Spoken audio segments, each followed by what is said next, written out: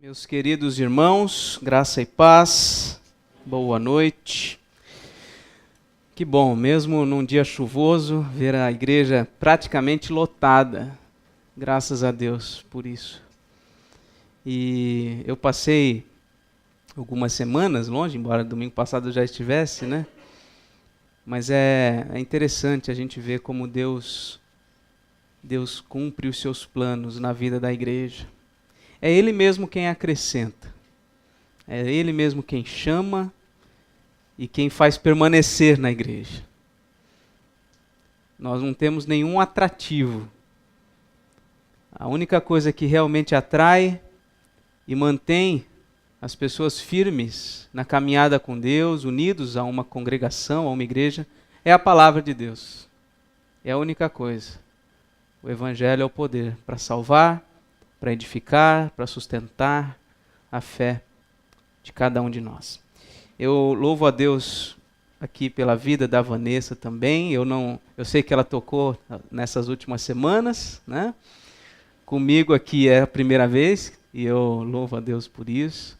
Falei para ela que ela é resposta de oração, porque desde o começo só eu tenho tocado. O José está aí comigo, alguns irmãos desde o início, sabe disso, né? Desde o dia 4 de novembro de 2012, sou eu só tocando, e a Raquel me ajudando aqui na voz, e a Vanessa chegou, sem dúvida, aí, como uma resposta de oração. E hoje ela traz o seu discretinho piano, né? Mas coube perfeitamente, deixou até mais bonita a nossa frente, graças a Deus por isso.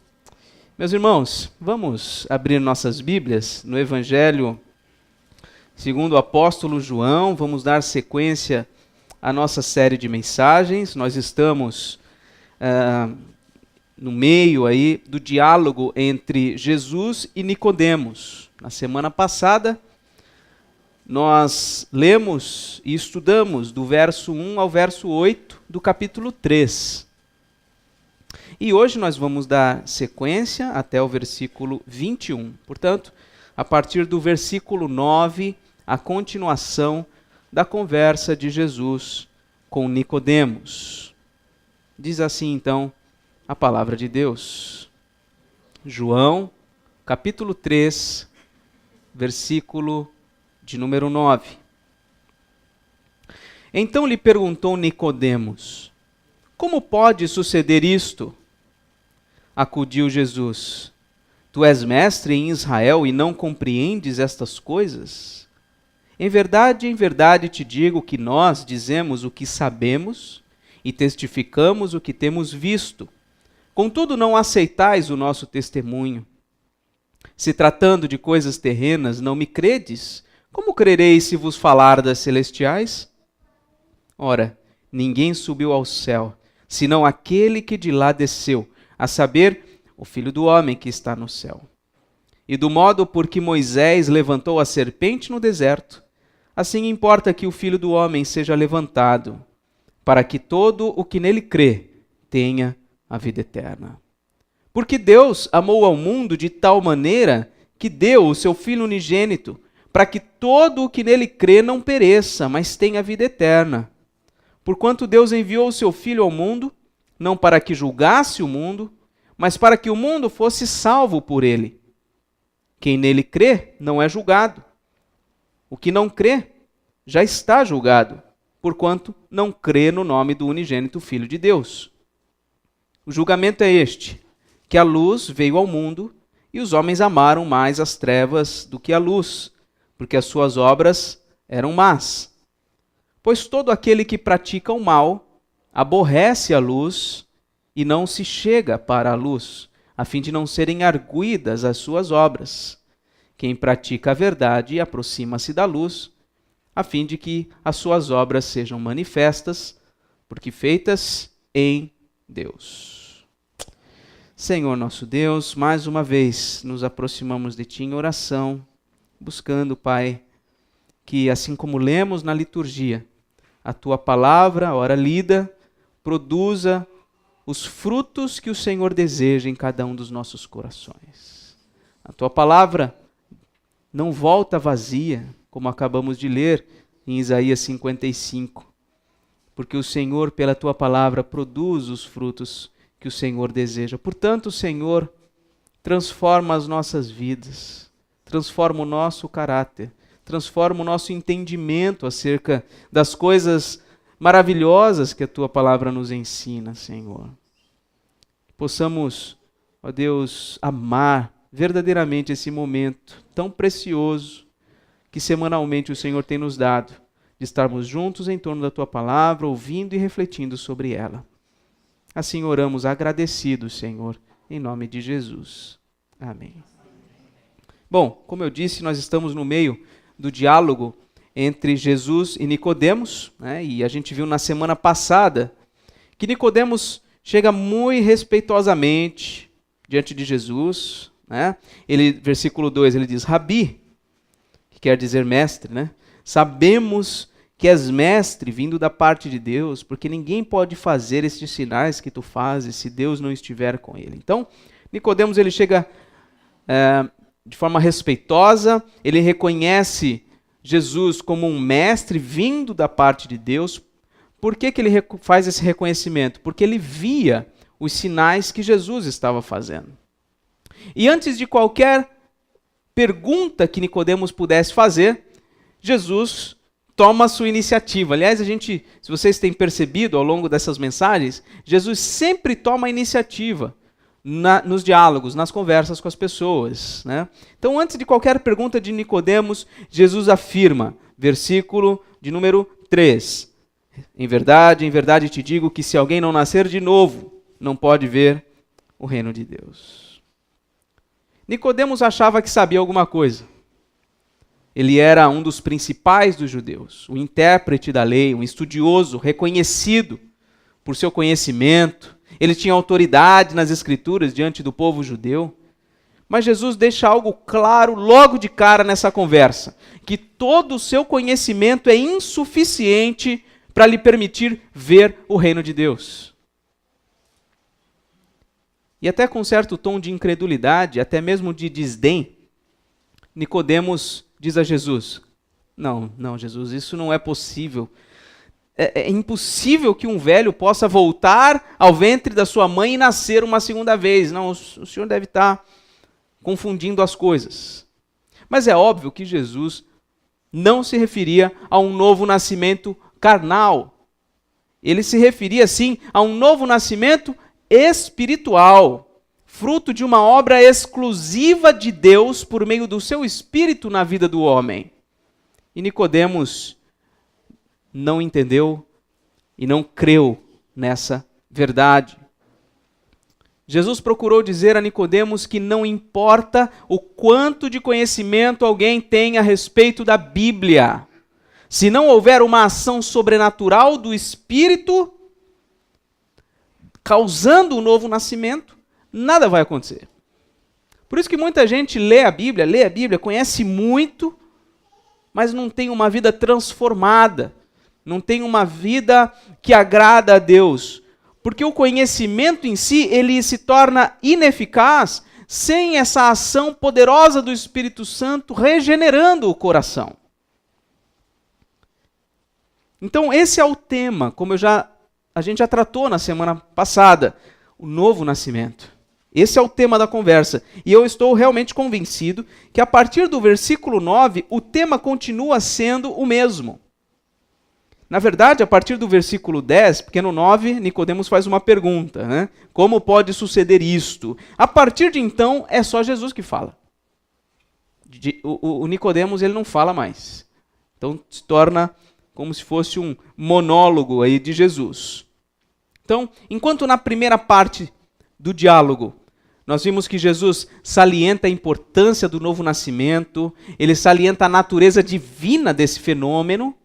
Na segunda etapa agora, a partir do versículo 9, nós vamos ver que o novo nascimento se fundamenta no caráter de Deus. Jesus procura solidificar a sua verdade, ou a verdade a respeito do novo nascimento, no caráter de Deus. Vamos ver passo a passo a respeito disso. O primeiro ponto que eu gostaria de tratar com vocês é que, a partir do versículo 9, o ensino de Jesus sobre o novo nascimento, ele é verdadeiro porque ele é Deus. O ensino de Jesus sobre o Novo Testamento é verdadeiro porque ele próprio, Jesus, é Deus. Ele é Deus, ele está falando que é isso, portanto ele tem autoridade para falar sobre isso. Depois de Jesus, então, dizer que o novo nascimento é uma ação do Espírito Santo, Nicodemos faz uma pergunta. Como pode suceder isto? Essa é a pergunta que está aí no versículo 9. E a resposta de Jesus vem no versículo 10. Tu és mestre em Israel e não compreendes estas coisas? Provavelmente, Nicodemos, como um mestre em Israel, já há muitos anos ele ensinava que os homens poderiam entrar no reino de Deus por meio dos seus próprios méritos. Provavelmente esse tenha sido o tom do seu ensino por toda a sua vida.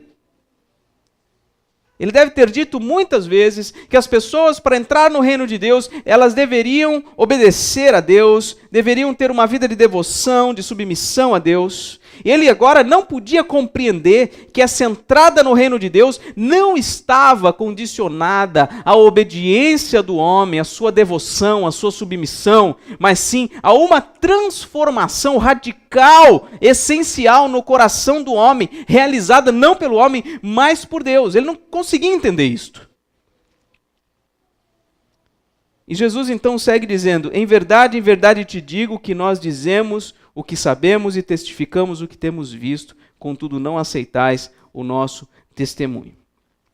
E a partir dessas palavras de Jesus, a gente percebe que a maior falha de Nicodemos não era a falta de uma compreensão intelectual do que Jesus estava ensinando, ou do que havia sido registrado no Antigo Testamento. A principal falha de Nicodemos era aceitar.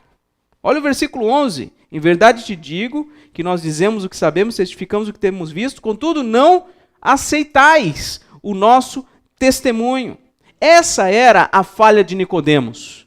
Não era não só não compreender com a mente o que Jesus estava dizendo, mas era não aceitar. E quantas vezes nós somos tardios em aceitar o ensino das Escrituras? Ficamos lutando contra aquilo, falando, mas não é possível, a gente quer encaixar tudo nas nossas categorias racionais. É claro que é importante nós entendermos as coisas, mas a fé, muitas vezes, precede o entendimento.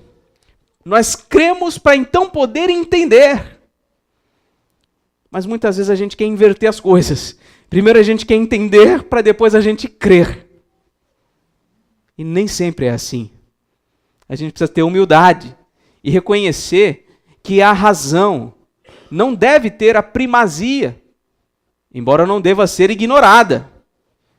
A razão deve estar sempre submissa, subordinada à fé.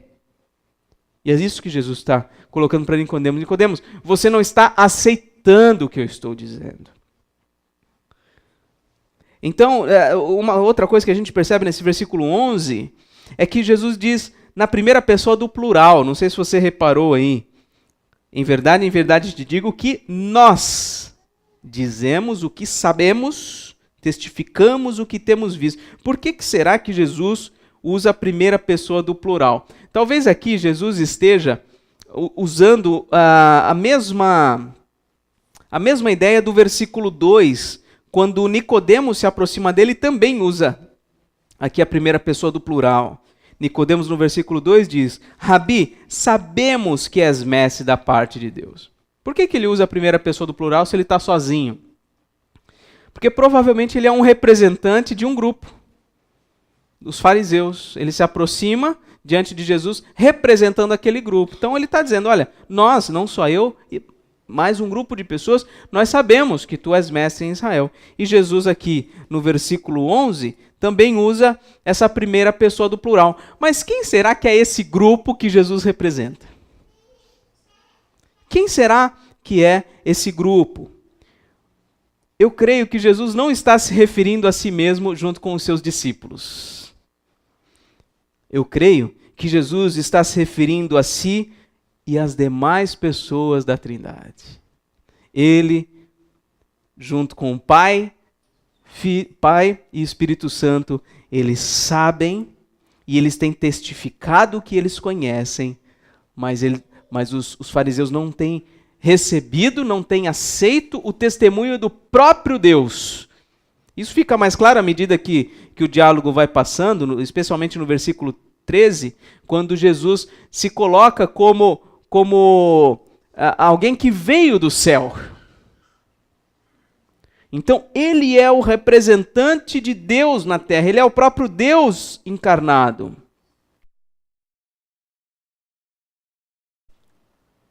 E o ensino, então, a respeito do Novo Testamento, estou confundindo toda hora, né? O ensino a respeito do novo nascimento, operacionalizado ali pelo Espírito Santo, descrito nos versos 5 a 8, na perspectiva de Jesus, era o que havia de mais básico a compreender. Mas Nicodemos não conseguia aceitar nem o básico, quanto mais o avançado. E a pergunta dele, no versículo 9, é uma pergunta avançada. Nicodemos não entendeu ou não aceitou o que estava lá do versículo 5 ao 8, que dizia, né? Quem não nascer da água e do Espírito não pode entrar no reino de Deus. O que é nascido da carne é carne, o que é nascido do Espírito é Espírito. Não te admires de eu te dizer, importa-vos nascer de novo. O vento sopra onde quer, ouves a sua voz, não sabes de onde vem, nem para onde vai. Assim é tudo que é nascido de Deus. Nicodemos está com dificuldade de aceitar isto e ainda pergunta, como pode suceder isto? Ele está fazendo uma pergunta avançada sem mesmo ter aceito o que havia de mais básico. E aí a resposta de Jesus no versículo 12 continua. Ora, se tratando de coisas terrenas, não me credes? Como crereis se eu vos falar das celestiais? Nicodemos tinha que apenas aceitar o que Jesus estava ensinando. Porque Jesus era mais do que um rabi vindo da parte de Deus. Ele era o próprio Deus. E o seu testemunho a respeito do Novo Testamento era verdadeiro. Nicodemos tinha que aceitar isso tão somente porque era Jesus, o Senhor, o Messias, que estava falando. Aliás, esse era o propósito dos sinais, lembram-se? O propósito dos sinais que Jesus fazia era para que as pessoas pudessem saber que ele era o Messias, o Filho de Deus. Então, Nicodemos deveria receber isso que Jesus estava dizendo como algo revelado do próprio Deus, mas não. Ele não estava aceitando desta forma. Quando Jesus fala aqui, se tratando de coisas terrenas, ele está falando que o novo nascimento é uma coisa terrena. Por quê? Porque é algo que acontece na terra. É algo que acontece na minha e na sua vida. Na vida daqueles que o Espírito produz o novo nascimento. Ora, se ele não consegue entender isso que acontece aqui, quanto mais o como isso acontece, que é algo ainda muito mais complexo, que Jesus nem mesmo explica, porque não precisa ser compreendido. No versículo 13, a gente vê de forma inequívoca que Jesus está dizendo que a sua autoridade é maior do que qualquer outro profeta, mestre religioso, líder religioso. Por quê? Porque ele provém dos céus. Ele diz, ora, ninguém subiu ao céu senão aquele que de lá desceu, a saber, eu, o Filho do Homem. Isso que eu estou falando para você, Nicodemos, você tem que aceitar simplesmente porque eu vim do céu e sei como que são as coisas. Eu sei como que as coisas funcionam. Você deve simplesmente aceitar isto. Meus irmãos, muitos pensam como Nicodemos, que a entrada no reino de Deus se dará por meio do esforço humano, de obedecer a Deus, de cumprir determinadas regras. Por vezes essas regras que nós achamos que temos que cumprir para entrar no reino dos céus, são regras que nem mesmo foram estabelecidas por Deus, mas foram estabelecidas por homens. E aí é terrível. E tem muitas igrejas que entendem que esses costumes que os homens impõem, eles chamam de doutrinas. Não sei se vocês já viram isso em algum lugar. Pessoas que reconhecem como doutrina usos e costumes que os homens impõem. Não, isso não é doutrina. Meus irmãos, nós não podemos nem ver e nem entrar no reino dos céus por nada que nós possamos fazer. Nicodemos tinha essa mentalidade. E Jesus está corrigindo isto.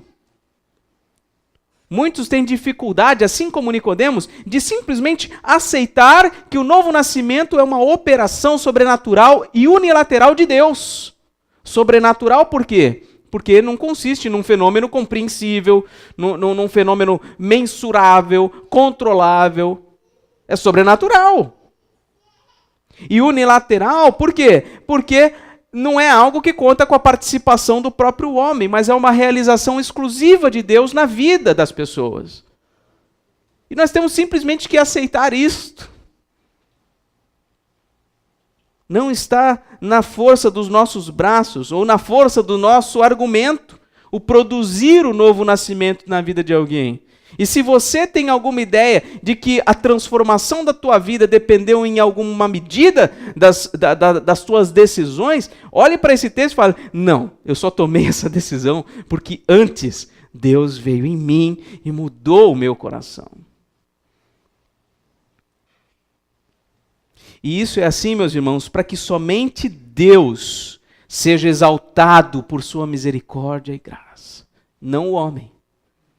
Isso é assim para que o homem se humilhe na presença de Deus e fale, Senhor, obrigado por tudo que o Senhor tem realizado na minha vida. Isso é assim para que a gente entenda que a salvação do homem é a missão de Deus e não do homem.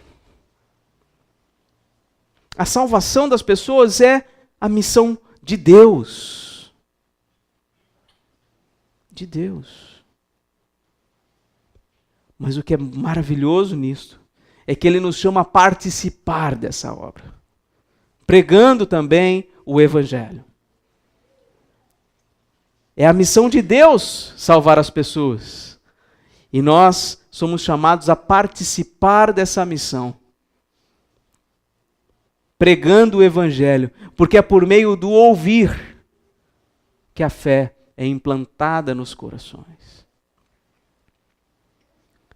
Então, o ensino de Jesus sobre o novo nascimento, ele é verdadeiro porque é Deus que está falando.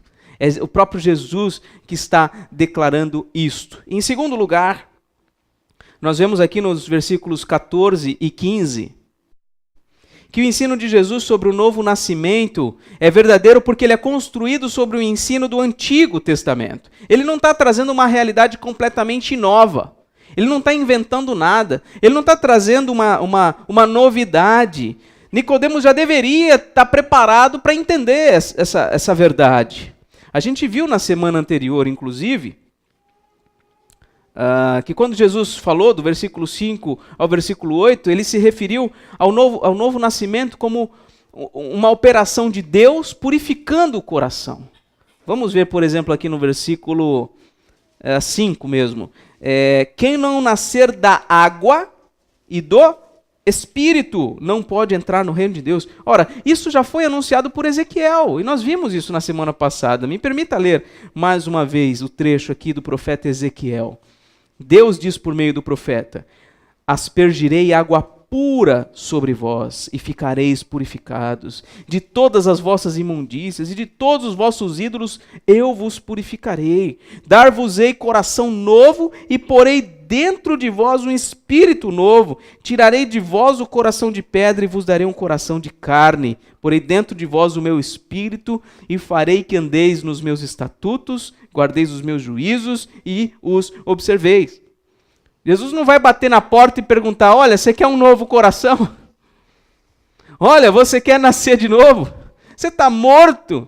Você não tem qualquer capacidade de tomar qualquer decisão. Deus simplesmente vem, arranca o coração morto, endurecido, e coloca um coração vivo, um coração habilitado para crer, para reconhecer a Deus e andar nos seus caminhos. Isso já foi dito no Antigo Testamento.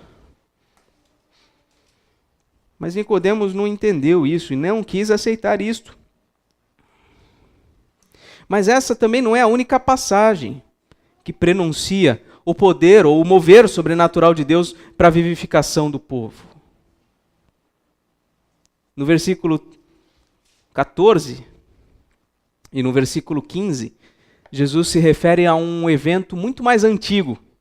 Ele diz aí, e do modo por que Moisés, muito antes de Ezequiel, do modo por que Moisés levantou a serpente no deserto, assim importa que o Filho do Homem seja levantado, para que todo o que nele crê tenha a vida eterna.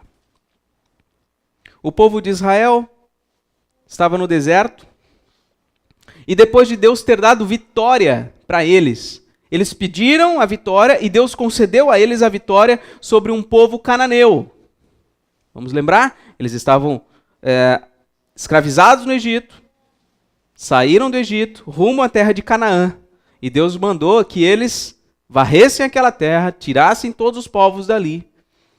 E nesse percurso eles já encontraram alguns povos e venceram alguns povos. E esse povo cananeu foi um deles.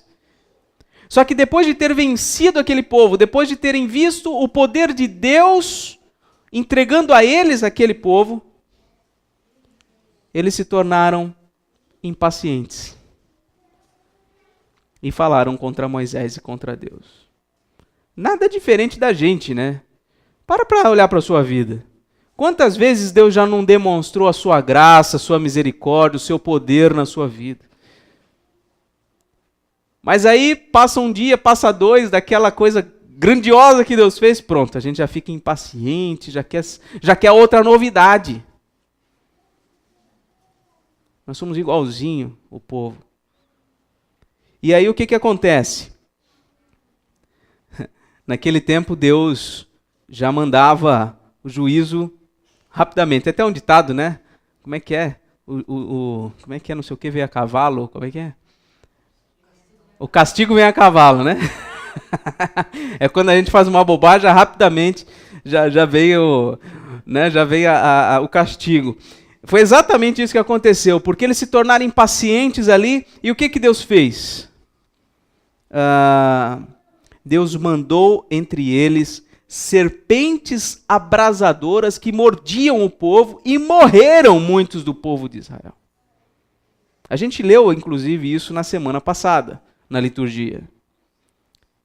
E aí o povo reconheceu o seu pecado, disse para Moisés, olha, nós pecamos, vai, fala com Deus, ora a Ele, pede que Ele tire de nós as serpentes.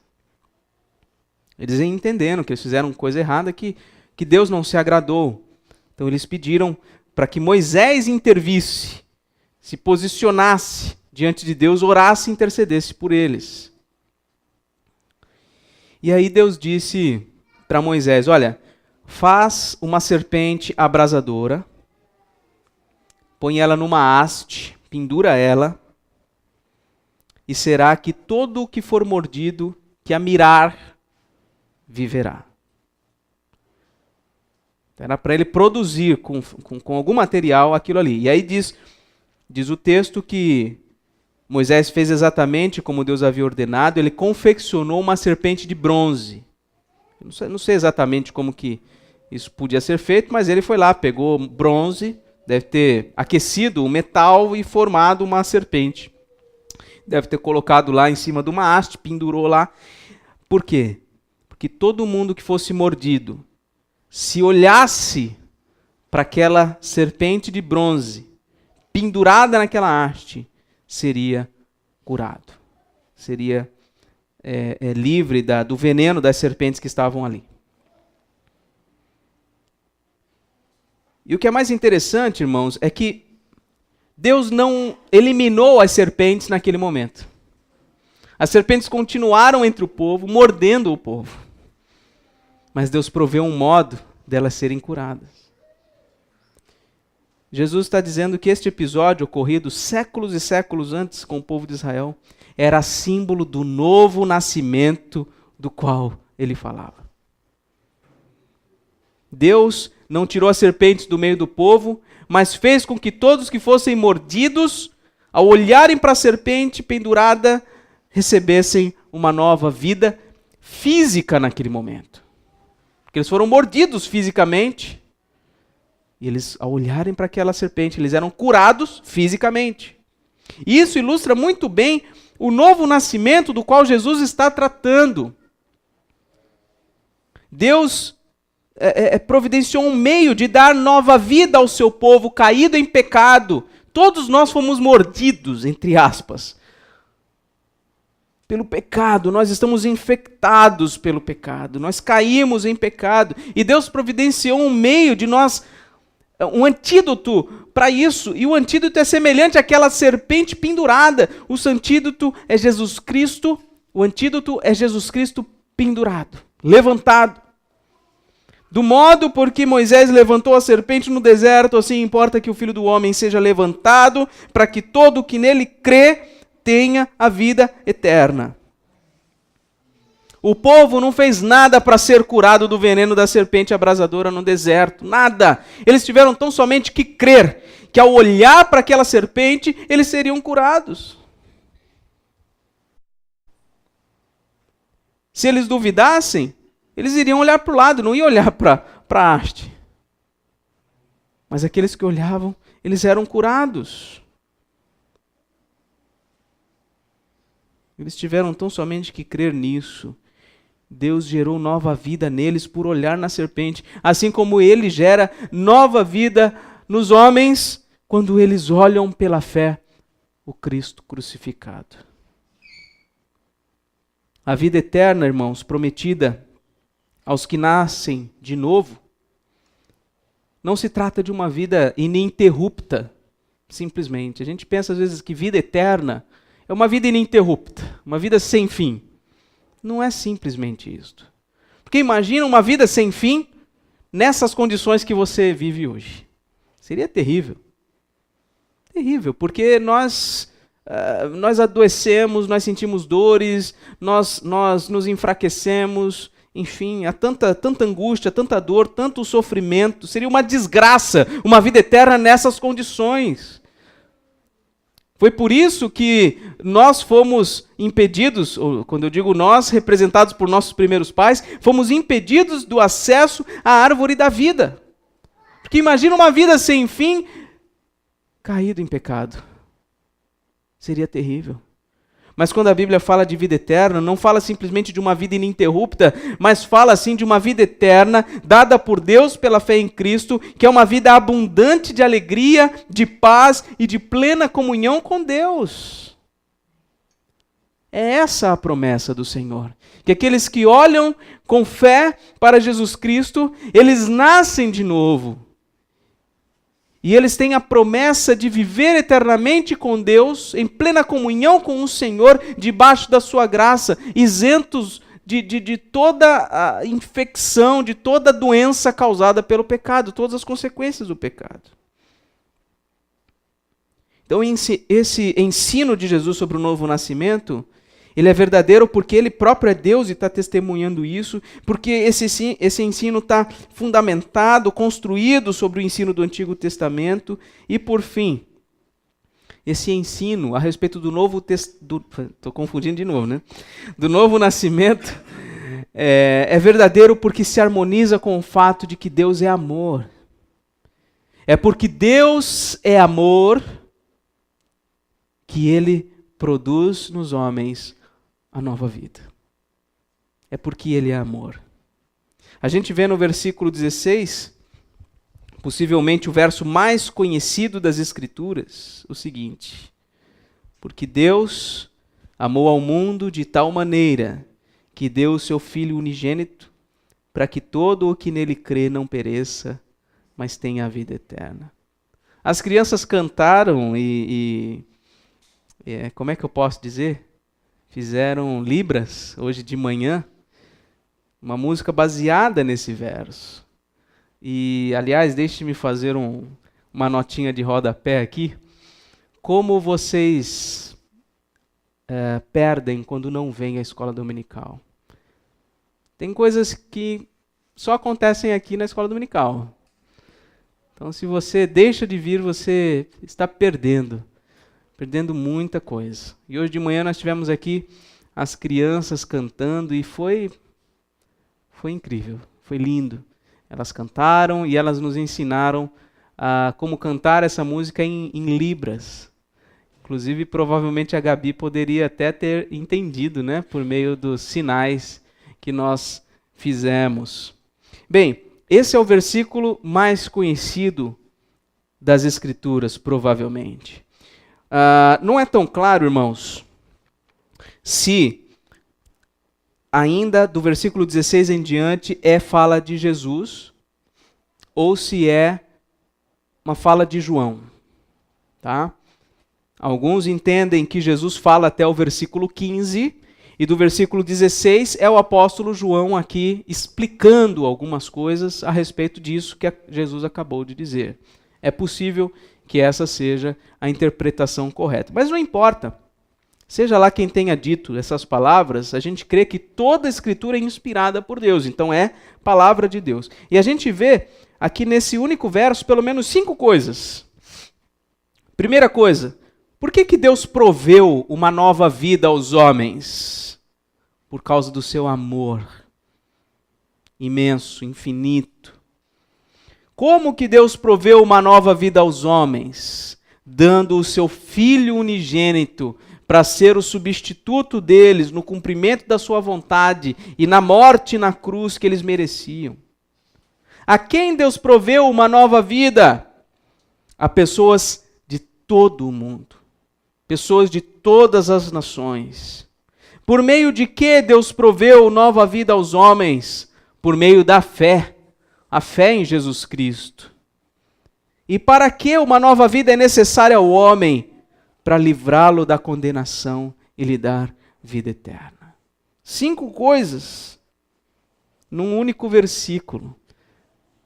Essas 5 coisas resumem o Evangelho. A boa notícia mais importante que nós precisamos conhecer e divulgar. O fato de que Deus é um Deus missionário, porque enviou o seu Filho para que pudesse salvar os homens. O amor de Deus é a causa original do novo nascimento. Se não fosse pelo amor eterno de Deus, o homem jamais poderia dar vida a si mesmo. A morte de Jesus Cristo é a causa material do novo nascimento.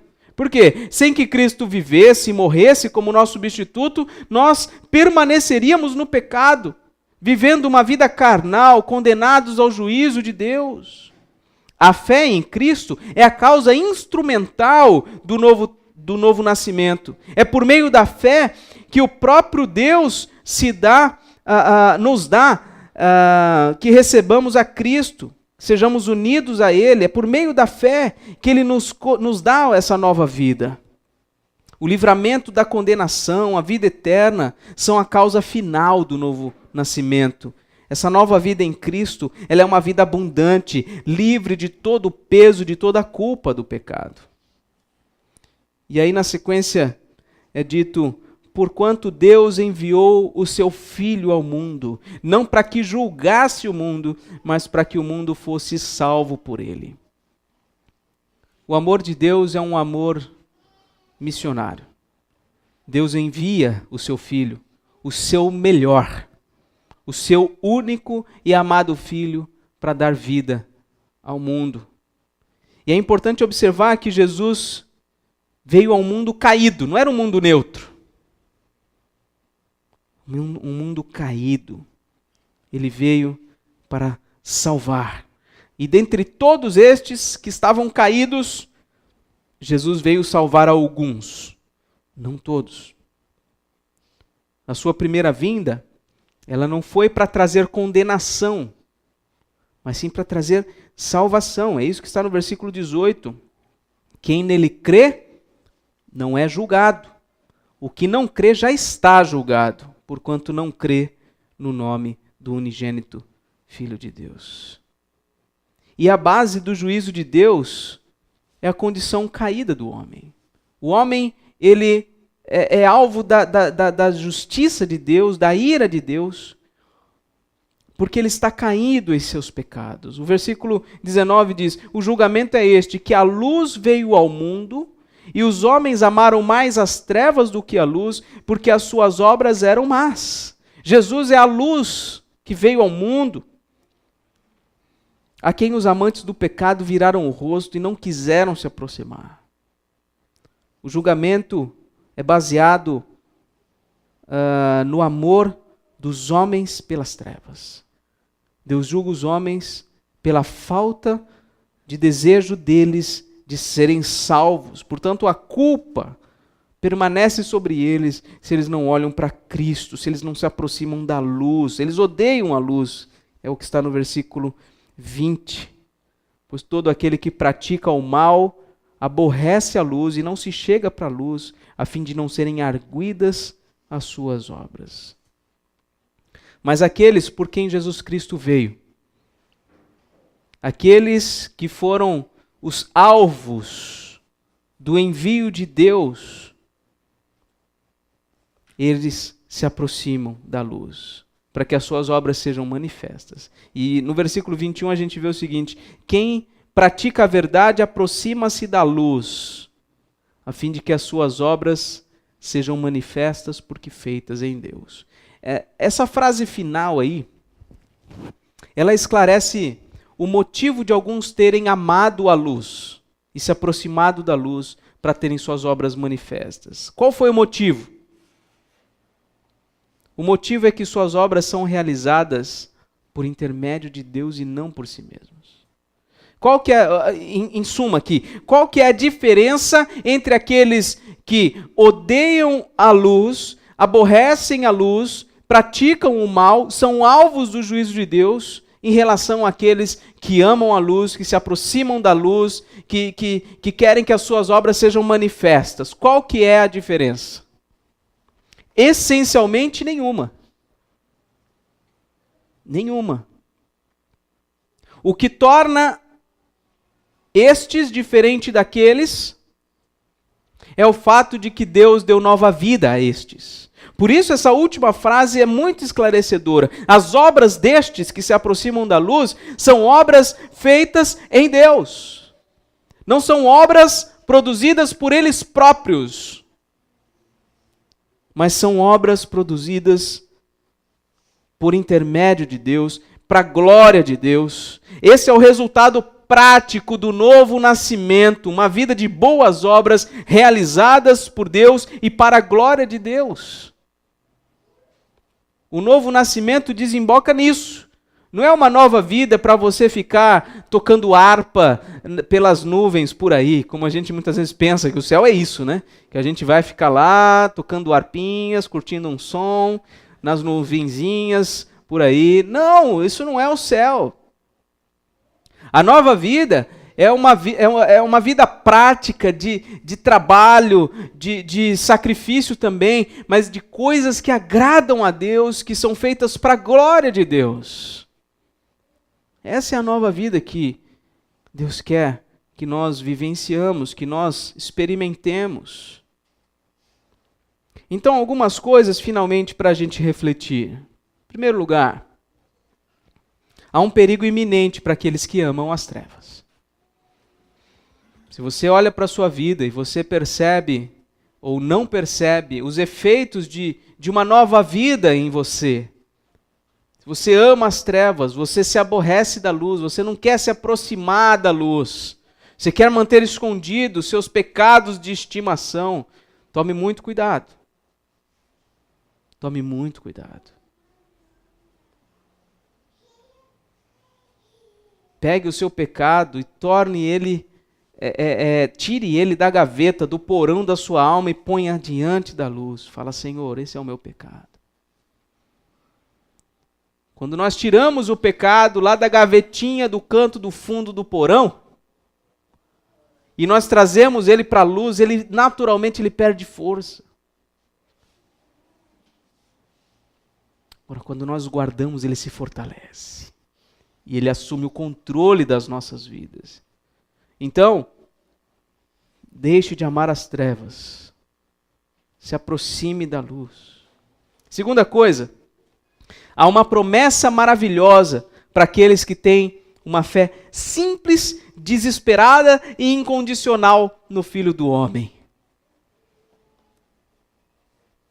Se a gente pensar como que foi a fé daquelas pessoas que olharam para a serpente de bronze, imagina o desespero. Eles foram mordidos por uma serpente, eles estavam vendo outras pessoas sendo mortas por terem sido mordidas pela serpente. Imagina o desespero. Eles correm para olhar para aquela serpente, imediatamente, porque foi dito para eles que se eles olharem, eles serão curados.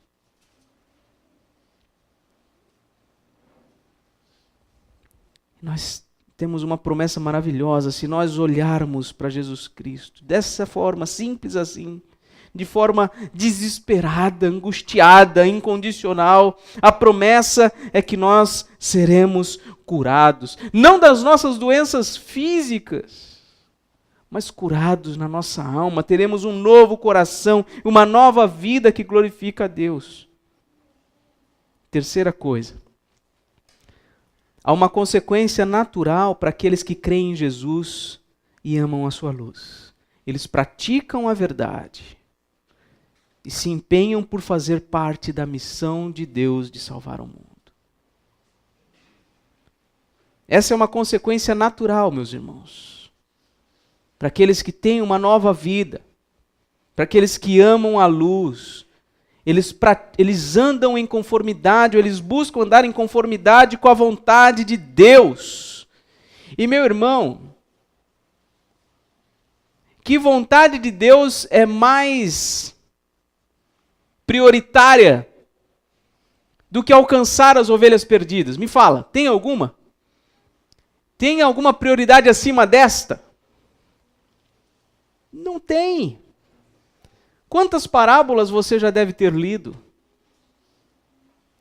Quantas vezes nós vemos Jesus falando, que até estávamos ouvindo há pouco lá em casa uma canção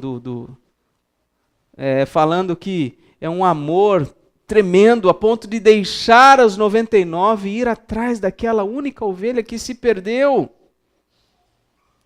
Meu irmão, esta é a vontade de Deus. Se você se alinhar com esta vontade de Deus, você estará no centro da vontade de Deus. E essa é a consequência natural daqueles que têm nova vida. Você recebeu nova vida para ser usado por Deus nesta missão. Não é para o teu sucesso acadêmico, profissional, financeiro, familiar. Essas coisas até podem acontecer ou não. Mas você é resgatado para ser uma peça importante na missão de resgate de outros. Sabendo que a nova vida depende não do teu esforço pelo outro, mas pelo agir de Deus.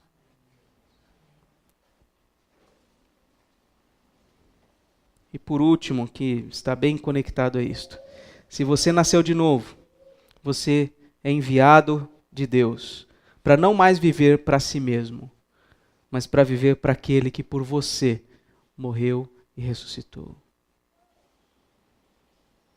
Nós nascemos de novo para uma vida que agrada a Deus, que glorifica a Deus.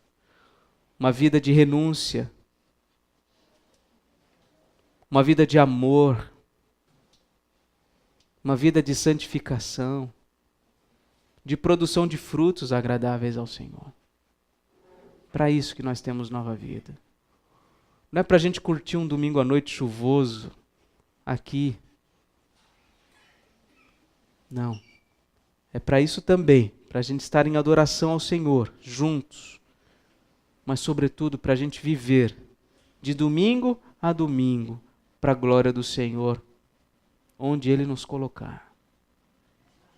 Que Deus nos ajude, meus irmãos. Que Deus nos abençoe. Que Ele produza nova vida se algum dentre nós ainda não nasceu de novo. E aqueles que nasceram de novo, que ergam suas mãos para os céus, com brados de alegria, falando: Senhor, obrigado, obrigado. Eu não fiz nada por merecer isto. O Senhor fez tudo, do início ao fim, por mim. Me resgatou das trevas, me fez amar a tua luz. Louvado seja o Senhor.